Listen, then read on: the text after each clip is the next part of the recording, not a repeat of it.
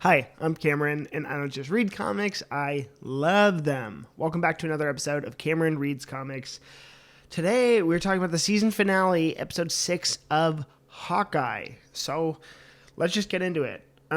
Also, I'm going to be doing probably a longer interview style of the series with my friend Jesse Watson, so stay tuned, look out for that.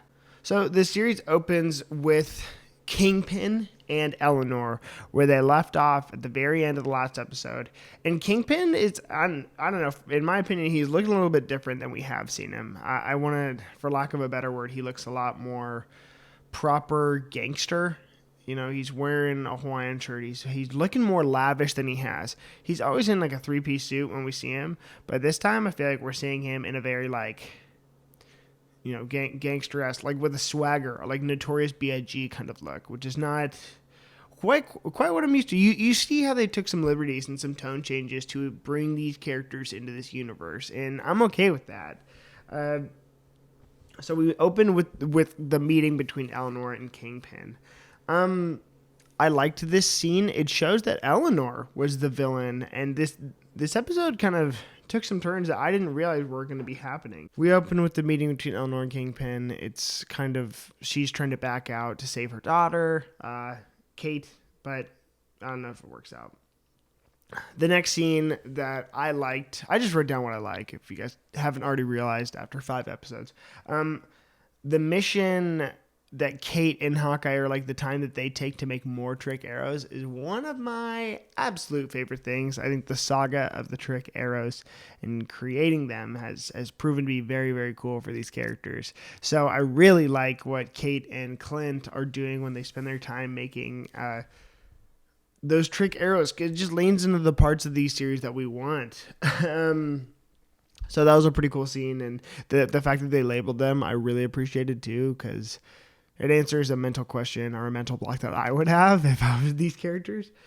So the next thing we go to is they go to that party, and you have Yelena Belova, who's there simultaneously trying to kill Clint, while we have all the tracksuit mafiosos trying to kill him as well. It's kind of a weird scene because, you know, it's two birds, one stone. We have a beautiful moment between Kate and Yelena in the elevator as Clint rushes out to escape, and Kate is trying her best to stop a Black Widow from killing Clint. And it's just so funny. I'm sure you guys have seen it all over the internet. The Yelena just smacking Kate's hands away from the buttons. And eventually leading up to a fight, which is funny because the fight takes place at Rockefeller Center, like right at the bottom of the ice, which we have seen at the end of another Marvel movie that was recently released. No spoilers, that literally doesn't mean anything. It's just a location. But I was like, were these happening at the same time? Because they both show the Christmas tree. That's where my head went. I was like, wow, like, how does this affect that? And that's how concerned about continuity I am, guys, okay? Just know. Yeah, the entire choreographed fight with Yelena and Clint I thought was so important, and it bridged a lot of gaps for us as fans, and then the rest of them. I just really liked that he kind of got a chance to incapacitate her while telling her that Natasha was a hero. So I was really down for that. I really liked it. And then, like, you see how personally Yelena takes her death, but also takes what Clint knows about her. And I think that was a good moment. It was good and important, you know.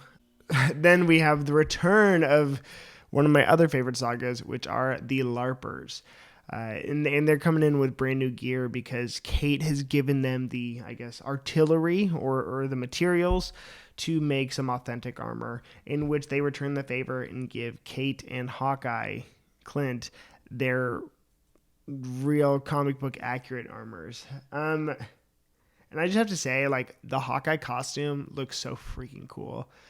I wish we got it a lot sooner. And they just made it work. Like, purple's my favorite color anyways. There's a fun fact about me. And so I already had like a kin to Hawkeye. I guess we can officially say that they were never going to do the original Hawkeye costume with the mask, but you know, I'm still holding out for it. But when it comes to adapting or even improving on the Matt Fraction, David Aja Hawkeye costume that they based this series on, obviously I think they leveled it up. I thought adding a hair more armor and just some color and some really personality to that costume, I loved. And so I wish that we could have had more of that. And I think Jeremy Renner, the way he walks the line between serious and silly in this show was perfectly described in him wearing the costume, where it's like he put it on because he's loyal and he liked it. He was pleasantly surprised by it, which is what I love that. So yeah, it was good. Which leads to the bigger fight happening with the tracksuits and everyone else between him and Kate on the ice. And it pretty much comes into probably what I declare is one of my favorite Marvel scenes of all time sequences, the trick arrows. How long have we been waiting for a Hawkeye series number 1? And number 2 is, how glad are we to have all of those freaking trick arrows? I was so happy to see them. Literally, it was so cool to see all the different ways that they could incapacitate others with those. And so yeah, it was just comic booky enough, but serious, and the way they used them all was so cool. Yeah, that whole sequence, I literally just think it was perfect. The whole thing. So seeing all the different arrows they had in their artilleries, and that only leaves potential for more stuff like that. So I'm stoked. I probably have one of my bigger cons of the episode, which isn't the appearance of Wilson Fisk.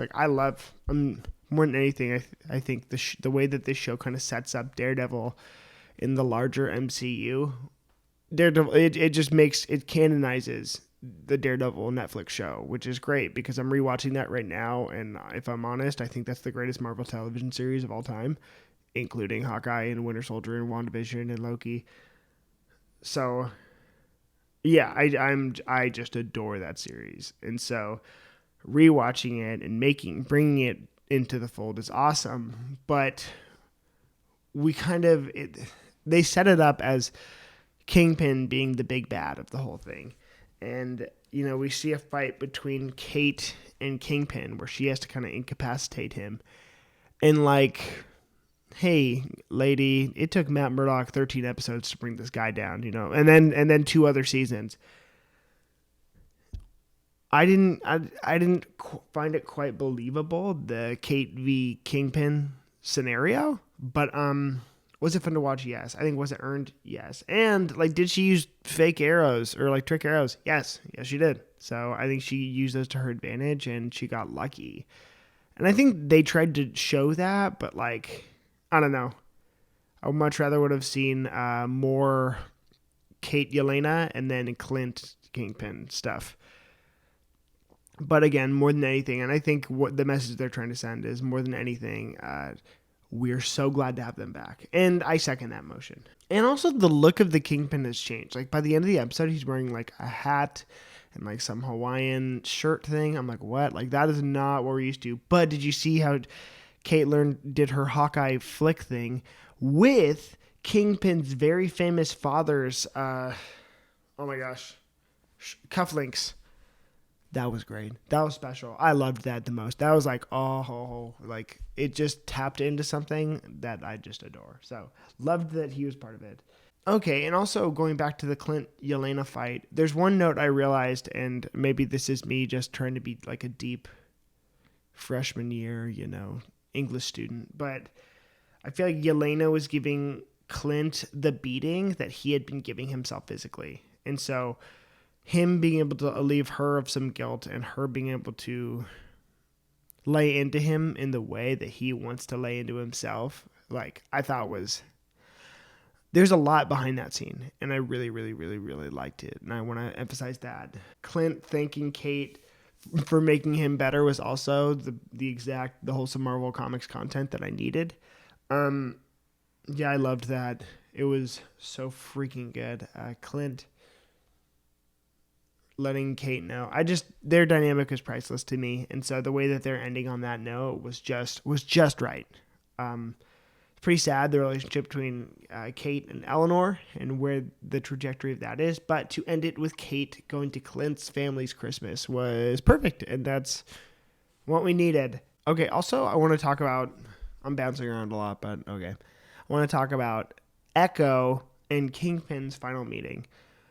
It ends with her pretty much pointing the gun at him and shooting him, allegedly. The camera cuts away. But it ends with that, and she finds out that Kingpin is the one who had her father killed. It was his order, and so she tries to kill him. He tries to convince her not to. She tries to shoot him, and then it cuts away. We're going to have her series, and what I think I'm waiting for is a Daredevil Echo Kingpin series, and I think that's what it's going to actually really shape up to be. So it's a big deal. Maybe she's on the run from Kingpin, and Matt Murdock is going to jump in and save her. I don't know. That's my guess. I haven't read those original Echo issues of Daredevil by David Macabuki, so I'll get there one day, but I'm not quite there yet. Oh, they answered one of the big questions that I had, which was what happened with the watch. And literally, as soon as I typed that on, because it was Clint, it was the series wrapping up. It was Clint going back to his home with Kate and Lucky, the greatest dog in the world, for Christmas. And I'm like, okay, well, checking all the boxes in my head. What promises did they give us? What answers did they give us? I was like, okay, wait, what happened with this watch saga? That was a huge deal. As I typed this, we found out. I believe, so there's a SHIELD logo on the back of the watch. It's a pink Rolex, obviously. I think Laura was a SHIELD agent, and that was hers.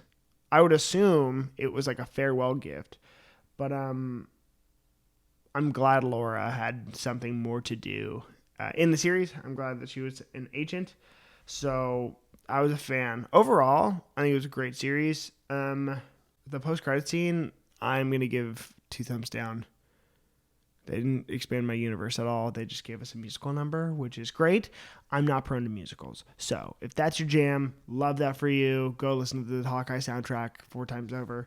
For myself, not so much. I'm like, they didn't, like, also, okay, this is why I have grievances.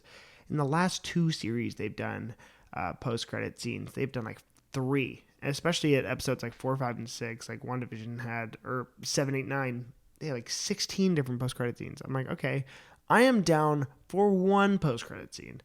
How does that sound? Just like, well, you gave us 1, I guess. But yeah, how about one that actually impacts the universe?